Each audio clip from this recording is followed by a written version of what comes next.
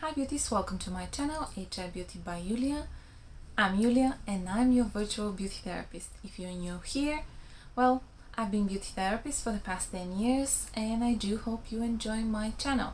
If you do so, please leave a comment below, give this video a thumbs up and maybe even consider subscribing to the channel. This week's video is part 2 on the topic of glycolic acid. But while last week we were looking into it like the hero and how great and beneficial it could be for our skin, this week we're gonna look into the dark side of glycolic acid and what actually brands don't want you to know. So if this is something interesting to you, please stay with me.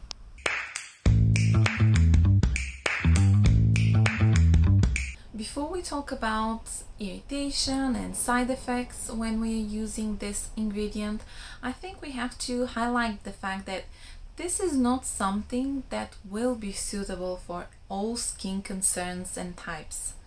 So what I mean is that if there's any kind of impaired skin barrier, whether from rosacea, eczema, psoriasis, dermatitis, or just some kind of wounding of the skin, this ingredient can be very irritating. And the reason is because it's so tiny, it gets deep into the skin, it does this very quickly. So if already there is no barrier between your skin and the ingredient, it will get very deeply and it can potentially cause a lot of damage.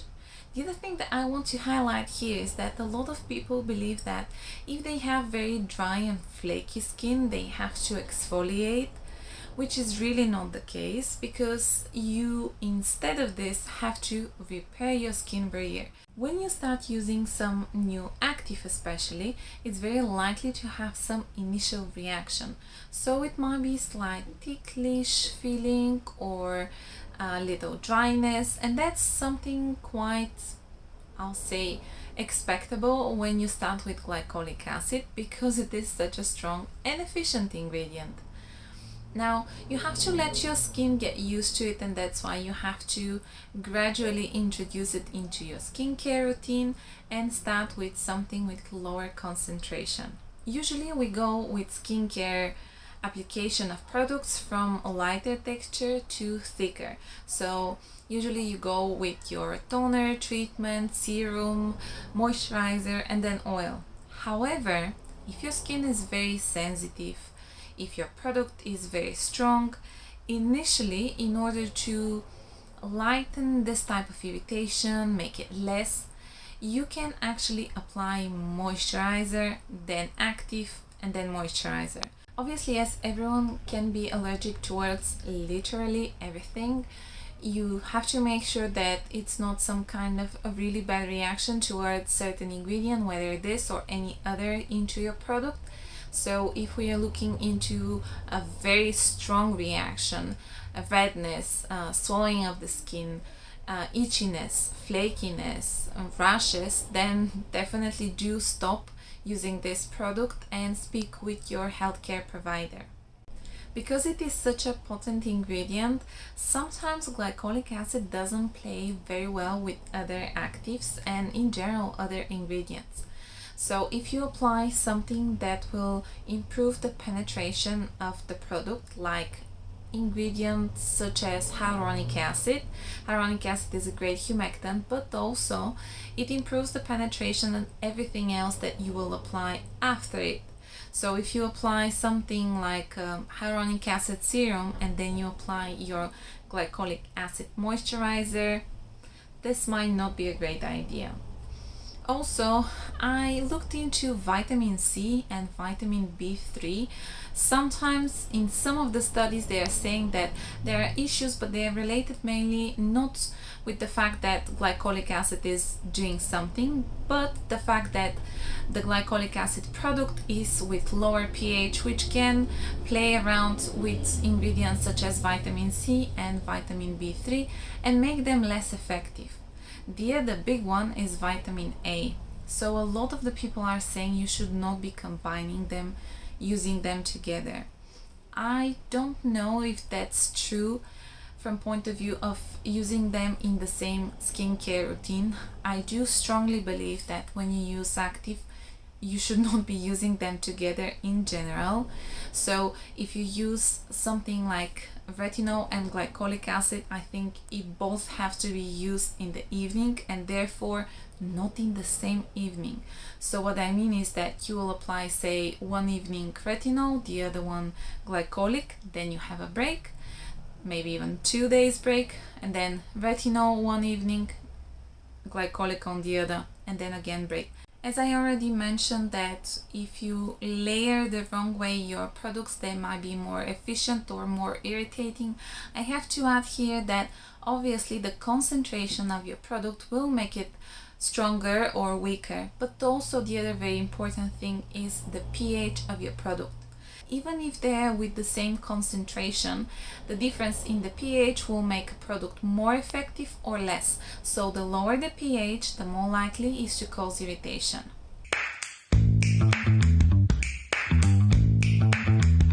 So there are 3 different areas where brands usually are trying to trick you somehow, mislead you, I'll say.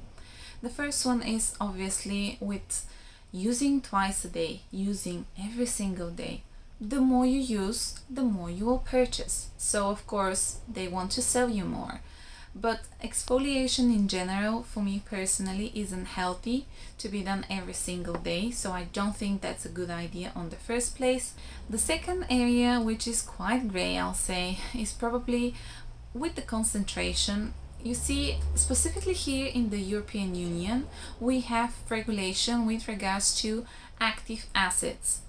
And with glycolic acid, this regulation, the top that is available over the counter is 10%.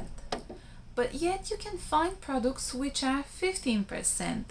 What this means when we are talking about non-professional product is that very often they will add on inside something alkaline that will reduce actually the effectiveness of the glycolic acid. And they can play around it so much that you can barely see any efficiency from the glycolic acid sometimes, and the label will tell you that it's 500% inside, but it's not working that well.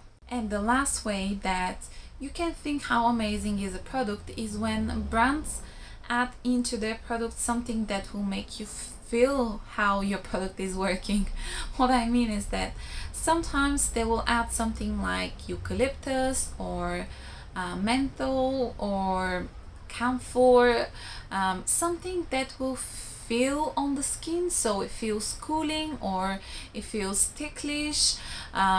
So that's why it's actually working according to you. The general data that we have about glycolic acid does not raise some serious concerns when we're looking into topical application of lower percentage of this ingredient. However, the side effects and what can go wrong are very well documented. So if someone tells you how safe it is to use glycolic acid, they're really messing with you or just didn't do their homework. It is very big question if you can use glycolic acid when your skin is with deeper tone. What I mean is that most of the studies that we have about the efficiency of glycolic acid and the safety of it are done on people who are with Fitzpatrick 1 to 4. So someone like me. If your skin is much darker than mine, like Fitzpatrick 5 and 6, it will react very differently to different irritations.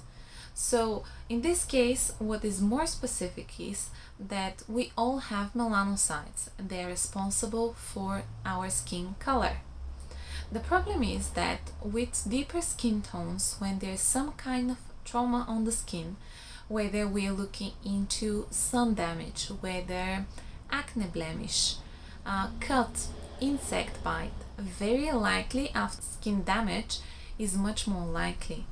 So when you apply something so active, so tiny as a molecule as glycolic acid, if it causes irritation, it can actually trigger pigmentation. And that is very confusing because very often the products which are marketed for someone who has problems with, say, post-inflammatory hyperpigmentation will be glycolic acid treating them. And what brands will not tell you is that one of the side effects of this amazing ingredient is that it can trigger also post-inflammatory hyperpigmentation.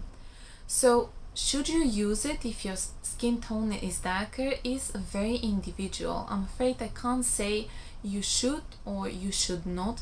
There is likelihood of causing some kind of damage if your skin tone is darker. If you use actives, something that is deeply penetrating the skin, something very exfoliating, or some kind of prescription treatment, if you use them wrong, if you do not use sunblock, the likelihood of any of those, including glycolic acid, to cause you more pigmentation is very high. So it is very important to use SPF. You should not underestimate the fact that it's getting colder if you're staying at home. UVA damage is there still. This type of rays can penetrate through clouds, they can penetrate through windows, whether at your home, whether in the car. So still something is happening to the skin. Whether you feel it or not, still this is affecting you. If you are worried about applying glycolic acid because your skin tone is deeper, then you can use other alpha hydroxy acids such as mandelic, for instance, or even lactic acid. They are both brightening, they have large enough molecules in order not to penetrate so deep and so rapidly into the skin. Your other option for exfoliating but very, very gentle ingredient will be your polyhydroxy acids. They have large molecules and they're actually suitable for people even with sensitive skin. Once again, glycolic acid is an ingredient that you can enjoy a lot and you can say it's awful. You do have to try them before you reject them. So make sure that your skincare routine is balanced, and I do always suggest to speak with a dermatologist in order to have the perfect skin, not just by looking yourself at the mirror and checking things online, but also someone who has the knowledge and the experience will be able to give you the right advice. Thank you very much for watching this video. I hope you enjoy it. Please, if you did, give it a thumbs up, consider subscribing to my channel, and I'll see you next week. Bye bye.